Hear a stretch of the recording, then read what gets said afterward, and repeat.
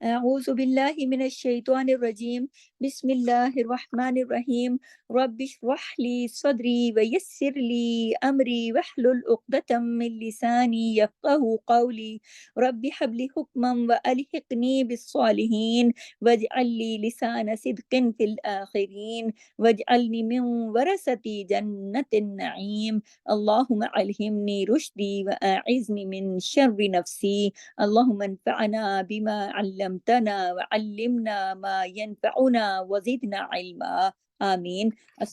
آمین بسم اللہ الرحمن الرحیم۔ دیکھیے ہم سورہ النساء کو کر رہے ہیں، جز نمبر 4 کی جو آیت کر رہے ہیں، آیت کا نمبر ہے 3، سورہ ہے النساء، جز نمبر ہے 4۔ تو پہلے اس کا ترجمہ سن لیں کہ وَإِنْ خِفْتُمْ وَإِنْ خِفْتُمْ، اور اگر خفتم خوف ہو تمہیں، اللہ کے نہ تو تم انصاف کر سکو گے فی الیتامی یتیم لڑکیوں کے بارے میں، فانکحوا تو نکاح کر لو ما طاب لکم جو تم کو پسند آئے، لکم یعنی تمہیں، من النسائی عورتوں میں سے، مسنا دو دو، وثلاثا یا تین تین، ورباع یا چار چار، فَإِنْ خِفْتُمْ پھر اگر ڈر ہو تم کو اللہ کے نہ تعدلو تم عدل کرو گے، فواحدتن تو ایک ہی سے، او یا ما ملکت ایمانکم ما ملکت جن کے مالک ہوئے، ایمانکم دائیں ہاتھ تمہارے،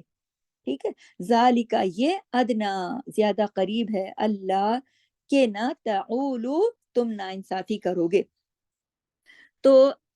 وَإِنْ خِفْتُمْ اگر تم کو ڈر ہو، خوف ہو، کس بات کا؟ یہاں جو آیت نمبر 3 میں پہلے ورڈ آئے ہیں وَإِنْ خِفْتُمْ، یعنی کہ اگر تم کو ڈر ہو، تم کو خوف ہو، کس بات کی طرف اشارہ ہے؟ کہ اللہ تقسطو فی الیتامی، کس کے بارے میں؟ کہ تم یتیموں کے بارے میں انصاف نہیں کر سکتے، خصوصاً کس کی طرف اشارہ ہے یہاں؟ یتیم بچیوں کی طرف اشارہ ہے، کہ اگر تم کو ڈر ہے، اگر تم کو خوف ہے کہ تم یتیم بچیوں کے بارے میں انصاف نہ کر سکو گے، ان کے ساتھ تقسطو تم انصاف نہ کر سکو گے، تو پھر کیا کرو؟ فَانْكِحُوا مَا طَابَ لَكُم مِّنَ النِّسَاءِ، یعنی یتیم لڑکیوں کو تو پھر چھوڑ دو، پھر دوسری عورتوں سے، ما طاب دوسری عورتوں سے تو نکاح کر لو، دوسری عورتوں سے، کون سی عورتوں سے؟ پھر جو تمہیں پسند ہے، ما طاب لکم من النساء عورتوں میں سے جو تمہیں پسند ہے، مسنا دو دو، وثلاثا یا تین تین، ورباع یا چار چار، چاہو تو تم دو کر لو، چاہو تو تم تین کر لو، چاہو تو تم چار کر لو، اگر تم کو پسند ہے۔ پھر اس کے اگر یتیم بچیوں کے بارے میں تمہارے دل میں ڈر ہے نا کہ ہم ان کے ساتھ انصاف نہیں کر سکیں گے، آگے میں پورا کھولتی ہوں اس کو کہ کیا ہے انصاف کا مطلب۔ یہ فَإِنْ خِفْتُمْ أَلَّا تَعْدِلُوا، پھر دوبارہ کہا اللہ تعالیٰ نے، پھر اگر تم کو ڈر ہو کہ تم عدل نہیں کر سکو گے، کس میں؟ یہ جو دو دو چار چار اور تین تین کی بات آئی ہے نا، اب یہ اس کے بارے میں بات ہو رہی ہے کہ اگر تمہیں پتا ہے، تمہیں ڈر ہے، تمہیں خوف ہے کہ ہم اگر یتیم بچیوں کے ساتھ اپنے گھروں میں، خاندانوں میں جو یتیم بچیاں ہیں، ان کا ورثہ ہے، ان کی چیزیں ہیں، تو ہم ان کے ساتھ کرتے ہیں، ان کا ہم حق نہیں ادا کر پائیں گے، انصاف نہیں کر پائیں گے، تو پھر باہر شادیاں کرو، چاہے دو کرو، چاہے تین کرو، چاہے چار کرو، دوسری عورتوں سے کرو، ما طاب لکم جو تم کو پسند ہے۔ لیکن اگر پھر تمہیں خوف ہے کس بات کا؟ اس بات کا کہ تم ان کے ساتھ بھی عدل نہیں کر سکو گے، تو پھر کیا کرو؟ فواحدتن تو پھر ایک ہی نکاح کرو، پھر ایک ہی شادی کرو۔ یہ اللہ تعالیٰ نے واضح کیا، اللہ تعالیٰ نے یہ حکم نہیں دیا، یہاں پر یہ غور کر لیں، یہ حکم نہیں دیا کہ جاؤ تم تو تین تین کر لو، چار چار کر لو۔ اللہ نے کہا کہ اگر تم یتیم بچیوں کے ساتھ حق ادا نہیں کر سکتے، تمہیں ڈر ہے کہ تم انصاف نہیں کر سکو گے، تو جاؤ پھر تم کو جو عورتیں پسند ہیں ان میں سے کسی کے ساتھ بھی جا کے نکاح کر لو، ایک کر لو، دو کر لو، تین کر لو، چار کر لو۔ لیکن فَإِنْ خِفْتُمْ أَلَّا تَعْدِلُوا، پھر اگر تم کو ڈر ہے کہ تم ان میں بھی عدل نہ کر سکو گے، فواحدتن تو پھر ایک ہی سے کرنا نکاح، ایک ہی سے کرنا شادی، او ما ملکت ایمانکم اور جن کے تم مالک ہو۔ یہ مالک کا کیا چکر ہے؟ اس زمانے میں لونڈیاں ہوا کرتی تھی، دائیں ہاتھ کا مطلب ہے دائیں ہاتھ کا مطلب ہے نا کہ جو تم مالک ہو دائیں ہاتھ کے، یعنی اس زمانے میں غلام جو لونڈیاں ہوتی تھی نا، عورتیں جو غلام ہوتی تھی، یہ ان کے بارے میں کہا گیا۔ تو ذالکا آگے دیکھیے، ذالکا یہ حکم اس لیے دیا جا رہا ہے، یہ کا جو لفظ آ رہا ہے نا، یہ اشارہ ہے، اسم اشارہ ہے، یعنی یہ حکم اس لیے دیا جا رہا ہے کہ ادنا زیادہ قریب ہے، قریب ترین ہے، اللہ تعولو کہ تم ظلم نہ کرو گے، ایک طرف نہ جھکو گے، ایک طرف کی تم یعنی کہ ایک ہی بیوی کے ساتھ کے ہو کے نہیں رہ جاؤ گے تم، اس لیے تم کو یہ حکم دیا جا رہا ہے۔ اس آیت کا نا میں آپ کو شان نزول سمجھاتی ہوں۔ حدیث میں آتا ہے کہ حضرت عائشہ رضی اللہ تعالیٰ عنہ سے روایت ہے، بخاری کی روایت ہے کہ عہد رسالت میں یعنی نبی اکرم صلی اللہ علیہ وسلم کے دور میں ایک شخص کی ولایت میں ایک یعنی اس کی سرپرستی میں ایک یتیم لڑکی تھی، یعنی وہ اس کا سرپرست تھا، اور اس کا ایک باغ تھا، ایک باغ ایسا تھا کہ جس میں اس لڑکی کا بھی حصہ تھا۔ اور یہ ایسا اس وقت ہوتا ہے نا کہ جب کوئی باپ ہے وہ فوت ہو جائے اور اس کی ایک یا دو بیٹیاں ہوں، یعنی صرف بیٹیاں ہوں، بیٹا نہیں ہو، تو پھر ایسے مال میں وارث بیٹوں کے علاوہ بھائی بھی ہو جاتے ہیں، مثلا چچا یا پھر چچا کی اولاد، اگر چچا زندہ ہے تو سارے چچا وارث ہوگا، اگر بھائی نہیں ہے۔ کسی بھی مرد کا اگر بیٹا نہیں ہے، اس کی صرف بیٹیاں ہیں، جیسے کہ اس لڑکی کے پاس باغ تھا، تو پھر اس میں چچا یا چچا کا بیٹا مطلب چچا وارث ہوگا تو ظاہر ہے پھر اس کا بیٹے کو وہ آگے اس کا وارث بنے گا، تو یہ ہو سکتے ہیں۔ تو اب یہاں معاملہ یہ تھا کہ باغ ایک ہی تھا، اس میں لڑکی بھی حصے دار تھی، اب وہ شادی کرنا چاہتا ہے اسی سے، اپنی کزن سے، یعنی چچا کا بیٹا اپنی کزن سے شادی کرنا چاہتا ہے اسی لڑکی سے، جس کا کہ مال اس شخص کے مال کے ساتھ ملا ہوا ہے، وہ باغ جو ہے ملا ہوا ہے، جو جو جو سرپرست بھی ہے، وہ کزن سرپرست بھی ہے۔ تو اس شخص نے اس یتیم بچی سے نکاح کر لیا، اور کیا کیا، مہر دینے کے بجائے باغ کا وہ حصہ جو اس لڑکی کے حصے میں تھا وہ بھی خود رکھ لیا۔ تو یہ کیا ہے؟ یہ ہے ظلم، یہ یعنی شادی بھی کر لی اور مہر بھی نہیں دیا، تو بجائے اس کے کہ اپنے حصے میں سے کچھ اس کے نام لگا دیتا جو کہ مہر کے طور پہ لگانا ہی چاہیے تھا ہر صورت، بلکہ کیا کیا، اس کا بھی لے لیا، یہ ہے ظلم۔ تو کیونکہ وہ اس پر ڈیپینڈ کر رہی تھی نا، تو ایسے میں اللہ پاک نے اس طرح کے نکاح سے منع کیا ہے۔ کون سے نکاح سے؟ وہ نکاح کہ جس میں تم عورت کے ساتھ انصاف نہیں کر سکتے، جو یہاں کہا نا کہ وَإِنْ خِفْتُمْ أَلَّا تُقْسِطُوا فِي الْيَتَامَى، اگر تمہیں خوف ہے کہ تم انصاف نہیں کر سکو گے، تو اس طرح کے نکاح میں جس میں کہ تم عورت کے ساتھ انصاف نہیں کر سکتے، خواہ اس کے یتیم ہونے کی صورت میں نا، یا ایک سے زیادہ بیوی ہونے کی صورت میں، یعنی کہ اگر پہلے سے تمہارے پاس دو بیویاں ہیں یا ایک بیوی ہے، پھر تم نے دوسری بچی سے کر لی، یتیم بچی سے، اس لیے کہ تم اس کے سرپرست ہو، تو چلو بھائی اس سے بھی کر لیتے ہیں، لیکن تم اس کے ساتھ انصاف نہیں کر رہے، تو ایسی صورت میں پھر تم نہیں کر سکتے، تو پھر تم کیا کرو اگر ایسی صورت بن جائے؟ تو ایسی چیز سے ہر صورت بچنا چاہیے، ایسا نہیں کرنا چاہیے کہ کہیں ایسا نہ ہو کہ پھر تم ظلم کرو، اس کے ہاتھ میں اس کا حصہ ہے وہ بھی تم ہتھیا کے صرف بیٹھ جاؤ، کیونکہ دیکھیے یہ جو ظلم ہے نا، یہ قیامت کے دن اندھیروں کی شکل میں ہوگا اور انسان کے لیے مصیبت کا باعث ہوگا، لہٰذا دنیا میں کوئی ایسا کام نہیں کرنا چاہیے کہ جس کی وجہ سے تم ظالم بن جاؤ، کیونکہ تم اس دن پھر ڈارکنیس میں ہوگے، اندھیروں میں ہوگے۔ اور یہ ظلم بعض اوقات انسان جو ہے نا وہ باہر سے آ کے نہیں کرتے، خود اپنے گھر میں ہی یہ ظلم ہوتا ہے۔ بعض اوقات ایسا ہوتا ہے نا کہ کوئی شخص یتیم بچی سے صرف اس لیے شادی کر لیتے اس زمانے میں، کیونکہ زمانہ تھا جاہلیت کا، عرب دور میں جب یہ آیتیں اتری تو ایسا ہوتا تھا کہ کوئی شخص یتیم بچی صرف اس لیے شادی کر لیتا تھا کہ اس کو مہر کم دینا پڑے گا، اس کو دینا نہیں پڑے گا، کیونکہ اپنے گھر کی کوئی رشتہ دار بچی ہے، یتیم لڑکی ہے، حالانکہ اگر باہر سے کہیں شادی کریں گے تو پھر تو قانوناً پورا پورا مہر دینا پڑے گا نا اس کو، تو بجائے اس کے کہ شادی بھی کر لیں مہر بھی نہ دینا پڑے، گھر کی یتیم بچی ہے، وہ کہتے ہیں نا گھر کی مرغی دال برابر، کہ بھئی چلو اس سے ہی شادی کر لیتے ہیں۔ تو اس طرح کمزور کا مہر روک لینا بھی ظلم کی ایک صورت ہے، یہ یاد کیجئے اور لکھ لیجئے اپنے پاس کہ کسی کمزور کا فقط اس لیے کہ آپ اس کے سرپرست ہو، آپ اس کو کھلا پلا رہے ہو، آپ نے اس کو اپنی حفاظت میں رکھا ہوا ہے، تو صرف اس لیے نکاح کر ڈالو کہ نہ کچھ دینا پڑے گا، نہ کچھ خرچہ ہوگا، نہ مہر دینا پڑے گا، چلو جی شادی بھی ہو جائے گی۔ یاد رکھیے کہ اس کا حق مارنا یہ ایک ظلم ہے اور ظلم کی ایک صورت ہے۔ تو جب ایک لڑکی ایک کی قدر و قیمت، اور بعض اوقات ایسا ہوتا ہے کہ لڑکی کی قدر و قیمت ایسی اتنی زیادہ ہوتی ہے، اور اس کی تعلیم ہوتی ہے، اس کا اتنا اسٹیٹس ہوتا ہے کہ وہ کسی اور گھر میں اگر جاتی ہے تو وہ اس کو اس سے بہتر وہاں حق کے مہر ملے گا، اس سے بہتر اس کو سہولتیں ملیں گی، وہ تو پھر یہ ایسا مت کرو کہ اس کے نہ تم اس کے معیار کے ہو، نہ تم اس کی تعلیم کے برابر ہو، نہ تمہاری شکل صورت ایسی ہے، نہ تم اس کے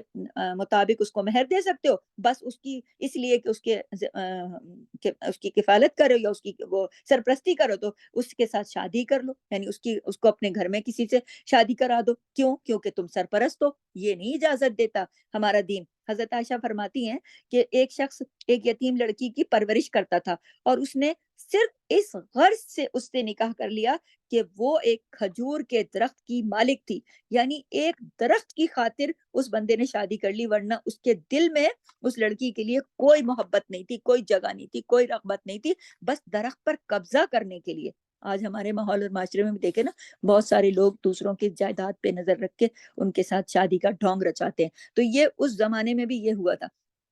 تو یہ ایک ظلم کی صورت ہے، یہ ظلم کی ایک صورت ہے جو جو قیامت میں پھر اندھیروں کی شکل میں آئے گا۔ تو یہ کسی لڑکی سے کسی بھی لڑکی سے اس کی مال کی خاطر یا اس کی جائیداد کی وجہ سے نکاح کیا جائے، جبکہ دل میں اس کے لیے کوئی قدر نہ ہو، کوئی رغبت نہ ہو، اور نہ ہی اس کے حقوق ادا کرنے کا کوئی ارادہ ہو، صرف اس کے مال ہتھیانے کے لیے۔ تو حضرت عائشہ کے بھانجے عروہ بن زبیر نے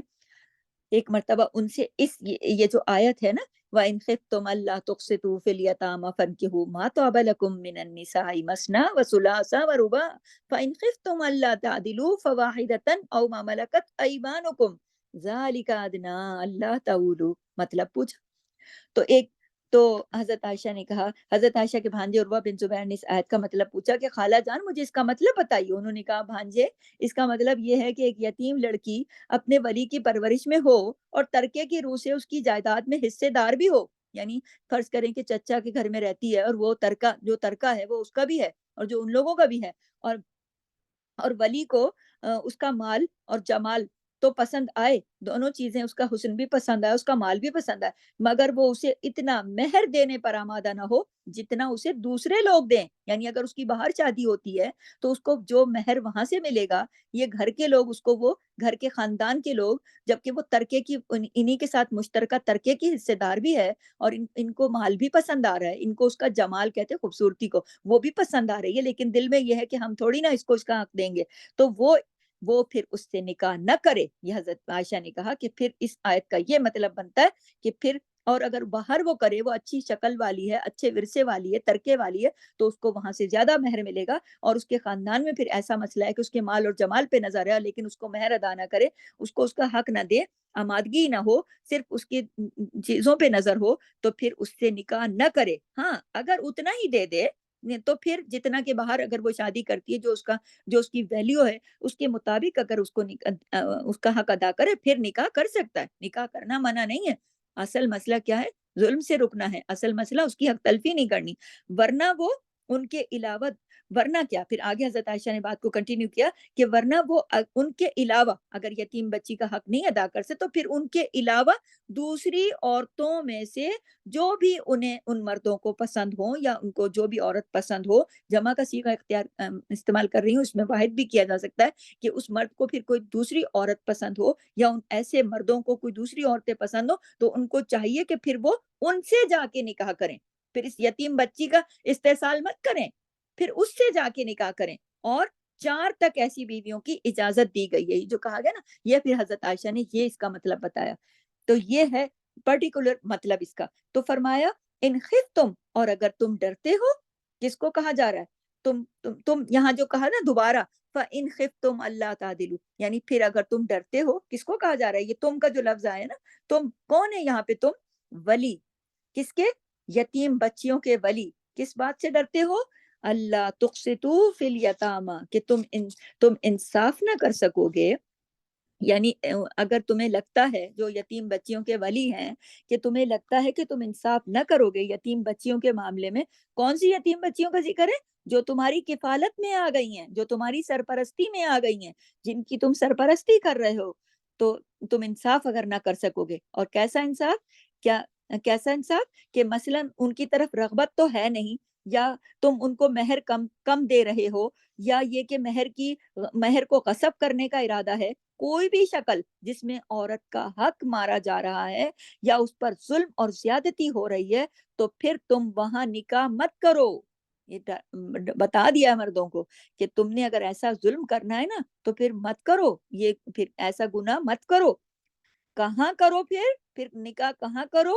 فن کی ہو، نکاح کرو، لیکن پھر ان لڑکیوں کو چھوڑو، ان سے ہٹو، دوسری طرف دیکھو، کہیں اور نکاح کرو، کوئی اور رشتہ تلاش کرو، ما طاب لکم، جو تمہیں پسند ہو۔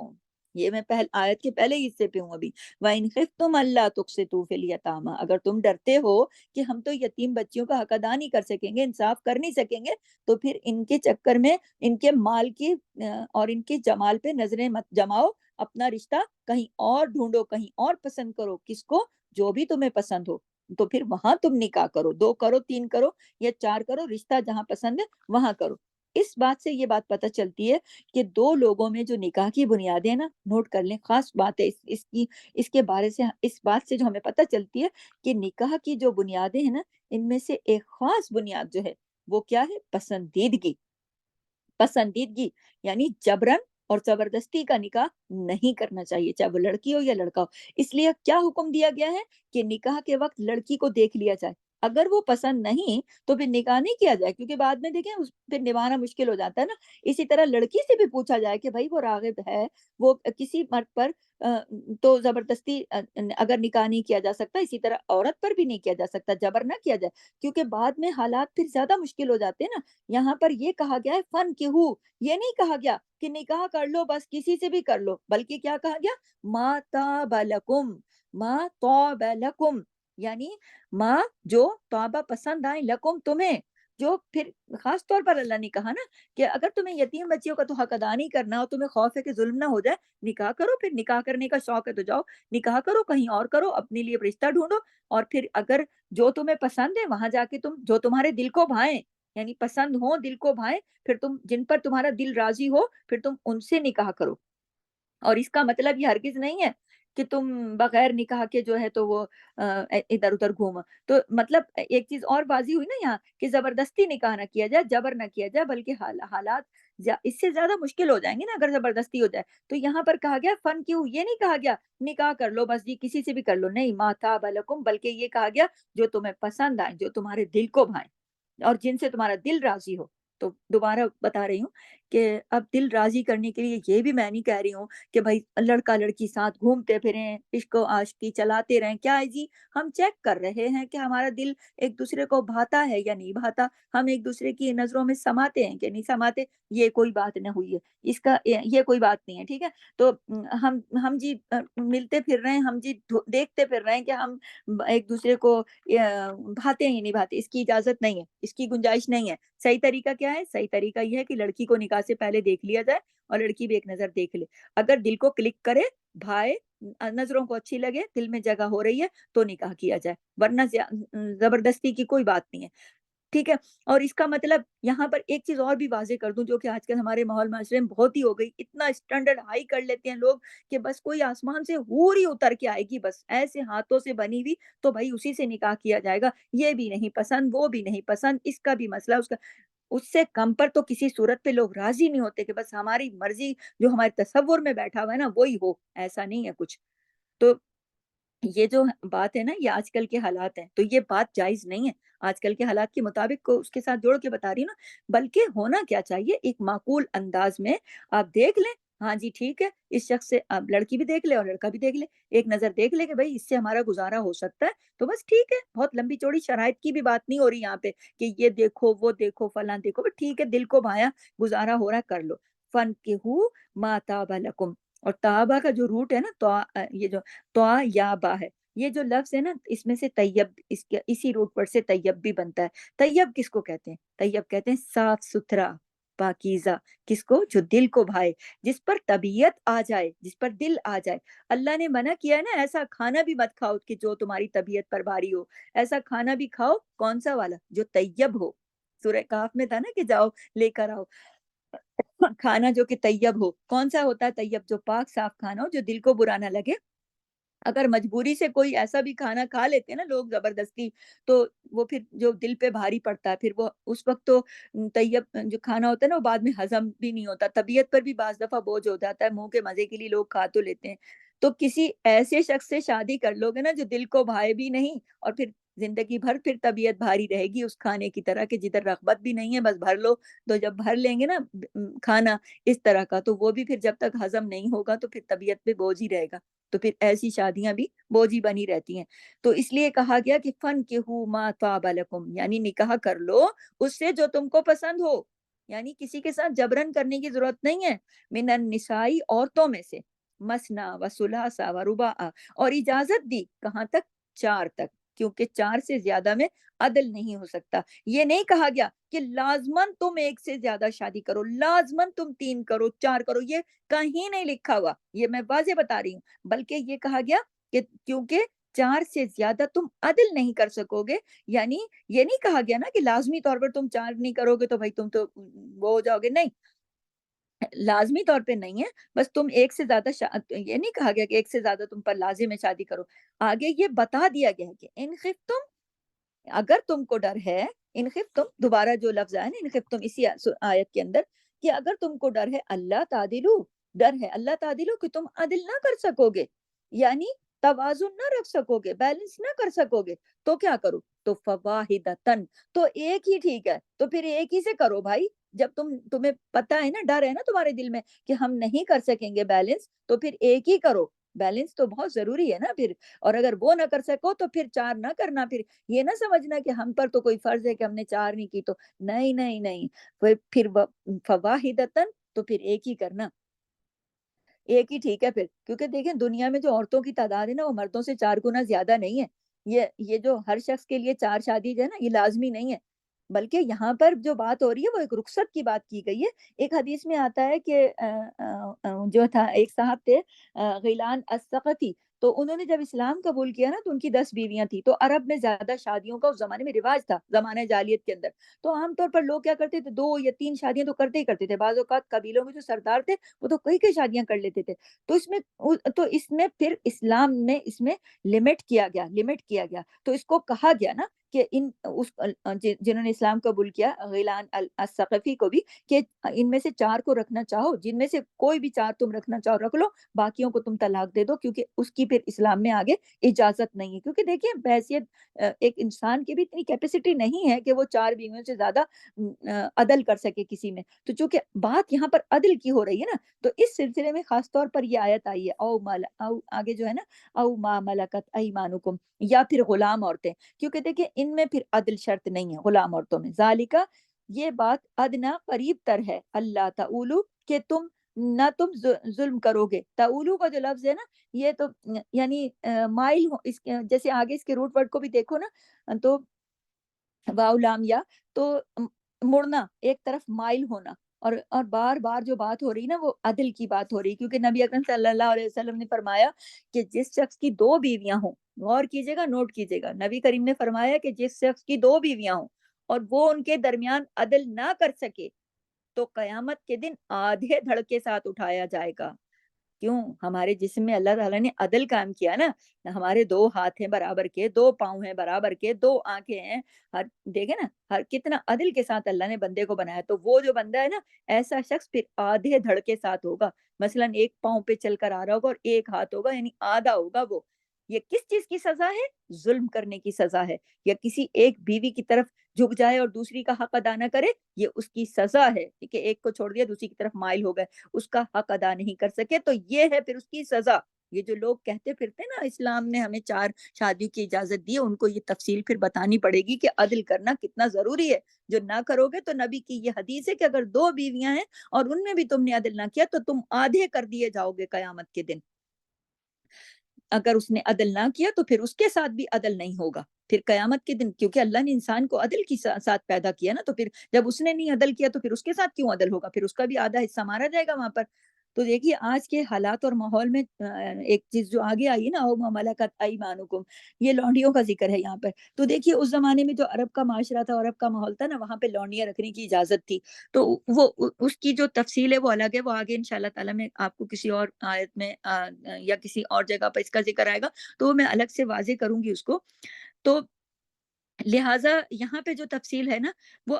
میری جو توجہ ہے وہ ان معاملات پر زیادہ ہے جو کہ حالات روزمرہ کے ہیں، روزمرہ کی زندگی کے مطابق ہیں، ان کے مطابق۔ لیکن پھر آگے کوئی موقع ہے تو انشاءاللہ لونڈیوں کے بارے میں مفصل ضرور آپ سے بات کریں گے۔ تو اس آیت میں بات یہاں پہ عدل کی ہوئی ہے، تو اللہ تعالیٰ نے عدل کے ساتھ، جب ہر بات پہ عدل کی بات آئی ہے نا، تو اللہ تعالیٰ نے اس زندگی کے اس شعبے کو بھی واضح کر دیا۔ وَإِنْ خِفْتُمْ أَلَّا تُقْسِطُوا، دوبارہ دوہرا رہی ہوں، اس کے خلاصے کو غور کر لیں، نوٹ کر لیں کہ اگر پیچھے تو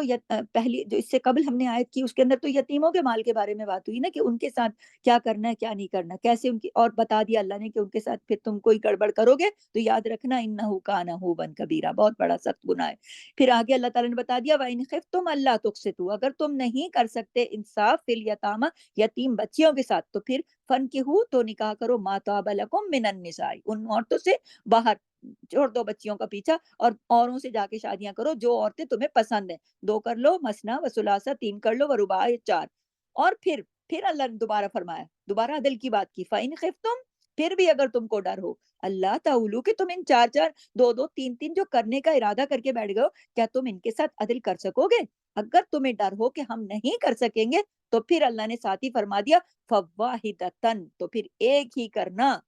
ٹھیک ہے؟ او ما ملکت ایمانکم، یا پھر جن کے تم مالک ہو دائیں ہاتھ سے، یعنی وہ جو تمہاری لونڈیاں ہیں، ذالکا، یہ ادنا، زیادہ قریب ہے، اللہ تعالیٰ کے نہ تم نہ انصافی کرنا، نہ تم ظلم کرنا، کیونکہ ظلم قیامت میں اندھیروں کی شکل میں آئے گا۔ تو یہ اللہ تعالیٰ نے پوری